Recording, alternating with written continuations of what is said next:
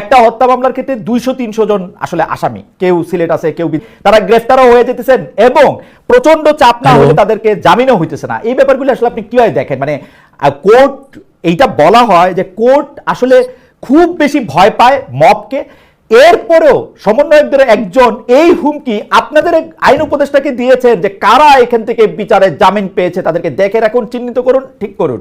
এগুলিকে আপনারা আসলে কি হয় দেখেন? কিন্তু পৃথিবীর যে কোনো সভ্য দেশে শফিক ভাই এগুলি ফৌজদারি অপরাধ করে, বাট এটা দেওয়া হইতেছে এবং আপনি এটা প্রতিদিন হইতেছে, যেটার আমি আপনার যেগুলি লেখা ধরেন আপনাদের কাছ থেকে যেগুলি শিখছি সেগুলি তো দেখি যে এখন হইতেছে, মানে মনে হচ্ছে একটা লগবুক দেখে দেখে এগুলি করা হইতেছে। আপনার কষ্ট লাগে না ভাই এগুলি দেখা? আমাদের আমাদের আইন অ্যাডভাইজার এটা নিয়ে অনেক বলেছেন, উনি বলেছেন যে এটা অনাকাঙ্ক্ষিত এই ঘটনাগুলো ঘটছে। অনেক ক্ষেত্রে আমি নিজেও দু একটা দেখেছি যে একটা ইভেন মার্ডারও হয় নাই, দেখা যাচ্ছে যে 200-300 জনের এগেনস্টে কেস হচ্ছে, এবং আমরা কিছু দেখেছি যে এটাকে ক্যাশ ইন করে অনেকে এক্সটোরশন করছেন, খুবই আনফরচুনেট।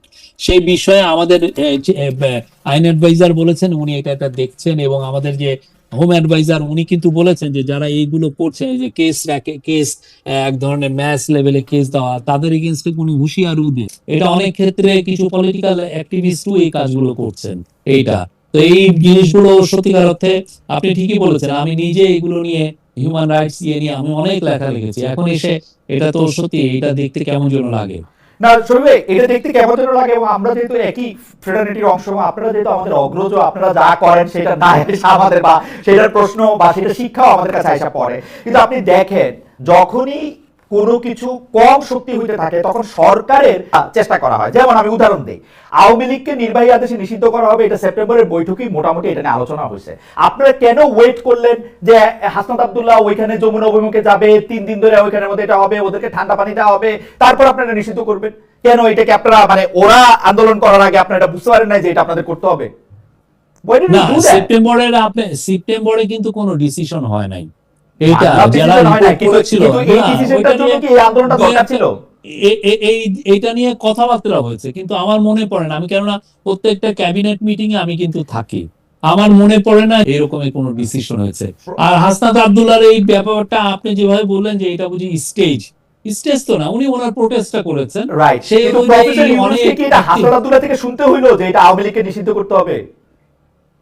না, আমরা হাইন্ডসাইট বিবেচনা করে হাসনাত আব্দুল্লাহ এটা করলেন না, তাহলে কি আওয়ামী লীগ নিষিদ্ধ হইতো না?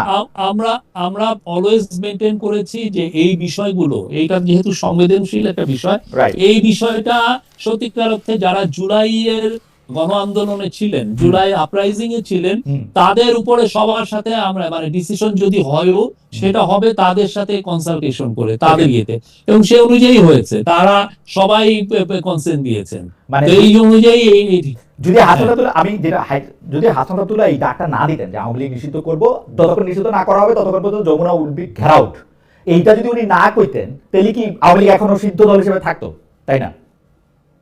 দেখেন হাসনাত আব্দুল্লাহ বা ইয়েরা যে সব যা বলছেন আমরা কি সবই শুনছি নাকি? ওনারা তো বলেছিলেন যে অনেকে দেখেন প্রেসিডেন্টকে ওনারা আউটস্টার চেয়েছিলেন অনেকেই, তো আমরা তো সেই অনুযায়ী আমরা যে সমস্ত জায়গায় জাতীয় ঐক্য তৈরি হচ্ছে সেই জায়গাগুলো এই বিষয়ে ভালো ডিসিশন। সাথে এইটাকে আপনি তুলনা করলে সেটা ইন্টারেস্টিং। তো প্রেসিডেন্ট সরানোর ক্ষেত্রে যেহেতু বিএনপি চায় নাই সেজন্য আপনারা প্রেসিডেন্ট সরাতে পারেন না, ওরা তো চাইছিলই।